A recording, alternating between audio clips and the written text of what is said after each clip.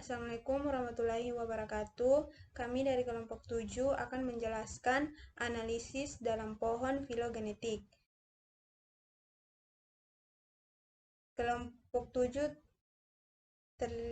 terbagi dari beberapa orang, yaitu ada Muhammad Fadil Bahri, Virgiawan Listanto, Amalia, Siti Fatima, Muhammad Syahrul, Marlianti Kasim, dan terakhir Fuad Mahmud. Kemudian kita lanjut.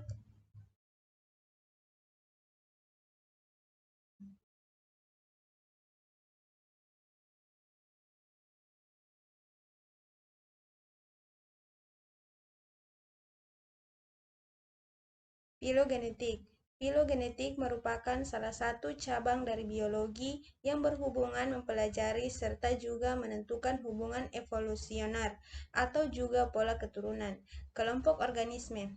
Filogeni merupakan sejarah evolusi kelompok organisme yang saling terkait. Hal tersebut diwakili oleh pohon filogenetik yang menunjukkan bagaimana spesies tersebut terhubung satu sama lain dengan melalui nenek moyang yang sama. Sebuah klade merupakan sekelompok organisme yang melingkupi leluhur dan semua keturunannya. Klasifikasi filogenetik. Linnaeus mengklasifikasikan organisme dengan berdasarkan ciri-ciri fisik yang jelas. Pada dasarnya, organisme ini dikelompokkan bersama-sama apabila mereka tampak sama.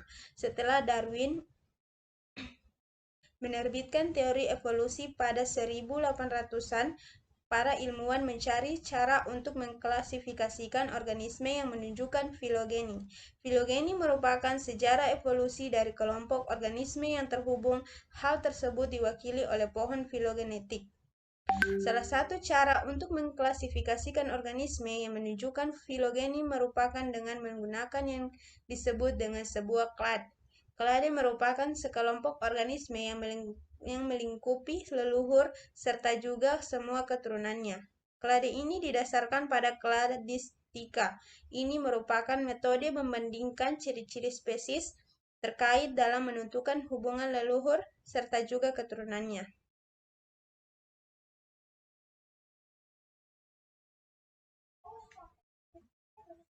Selanjutnya yaitu tentang analisis filogenetika molekuler. Analisis filogenetika sekuen, asam amino, dan protein biasanya akan menjadi wilayah yang paling penting dalam analisis sekuen. Selain itu, dalam filogenetika dapat menganalisis perubahan yang terjadi dalam evolusi organisme yang berbeda. Berdasarkan analisis sekuen yang mempunyai kedekatan dapat diidentifikasikan dengan menempati cabang yang bertetangga pada pohon. Ketika keluarga gen ditentukan dalam organisme atau kelompok organisme, hubungan filogenetika di antara gen dapat memprediksikan kemungkinan yang satu mempunyai fungsi yang ekuivalen. Prediksi fungsi ini dapat diuji dengan eksperimen genetik. Hubungan analisis filogenetika dengan alignment atau penjejeran sekuen. Ketika sekuen nukleotida atau protein dari dua organisme yang berbeda memiliki kemiripan, maka mereka diduga diturunkan dari sekuen common asektor. Sekuen penjejeran akan menunjukkan di mana posisi sekuen adalah tidak berubah atau conserved, dan di mana merupakan divergen atau berkembang menjadi beberapa dari common asektor pada ilustrasi di bawah ini. Sekuen 1 dan 2 diasumsikan berasal dari nenek moyang yang sama atau common asektor. Tujuan dari proses penjejeran adalah mencocokkan karakter yang homolog.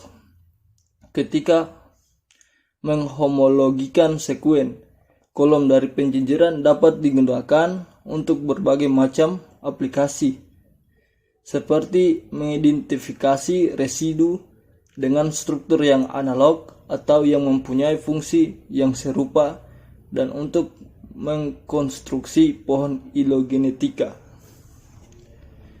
Ya, selanjutnya akan dijelaskan oleh teman saya.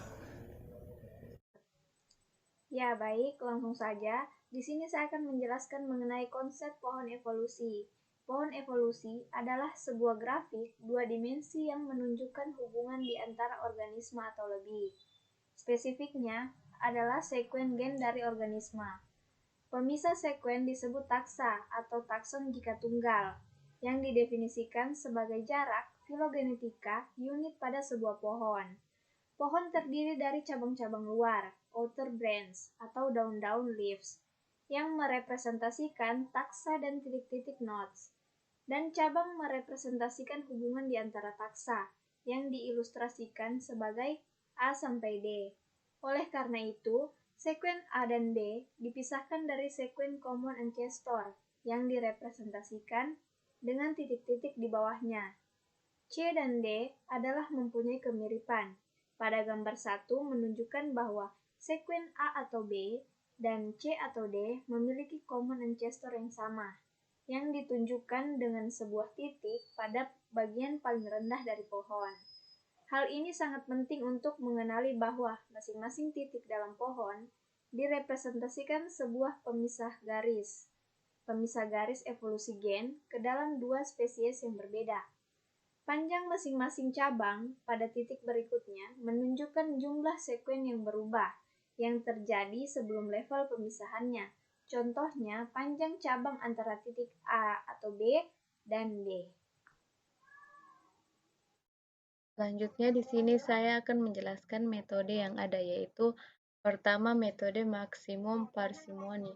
Parsimoni atau metode minimum evolution pertama kali digunakan dalam filogenetik oleh Kemp and Sokal pada tahun 1965. Metode ini memprediksikan pohon evolusi atau evolutionary tree yang berfungsi meminimalkan jumlah langkah yang dibutuhkan untuk menghasilkan variasi yang diamati dalam sekuen. Untuk alasan ini, metode ini juga sering disebut sebagai metode evolusi minimum atau minimum evolution method. Sebuah multi-sequence dibutuhkan untuk memprediksikan posisi sekuen yang sepertinya berhubungan. Posisi ini akan menampilkan kolom vertikal dalam multi-sequence. Kemudian yang kedua yaitu metode jarak atau distance method.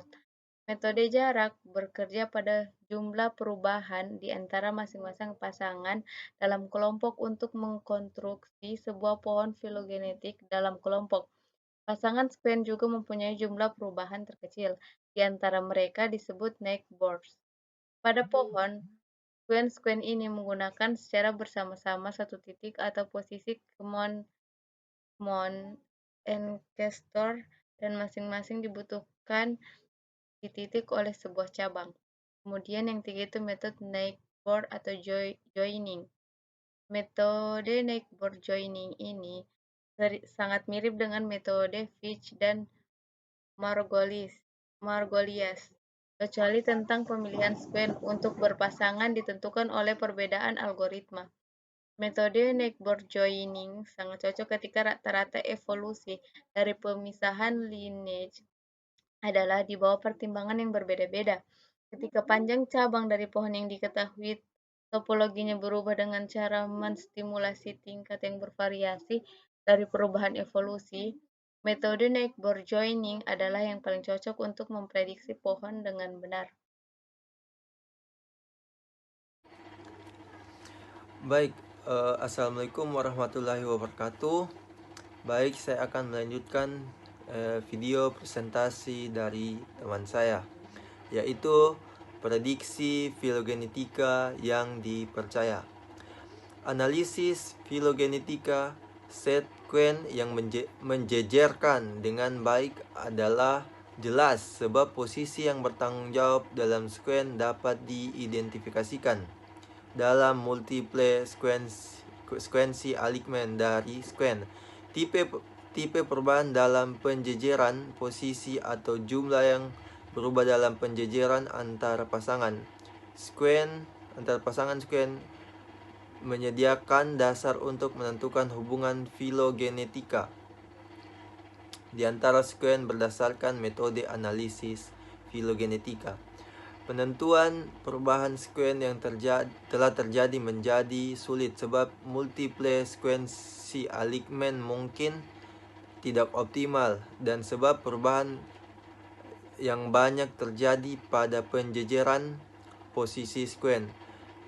Pilihan metode multiple sekuensi alignment tergantung pada tingkat variasi di antara sekuen. Jika penjejeran yang cocok telah ditemukan,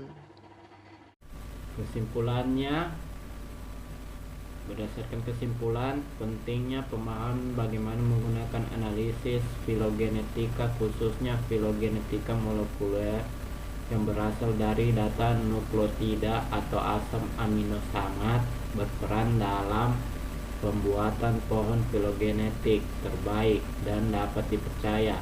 Metode filogenetika yang telah dibahas dalam makalah ini digunakan untuk tipe analisis yang berbeda.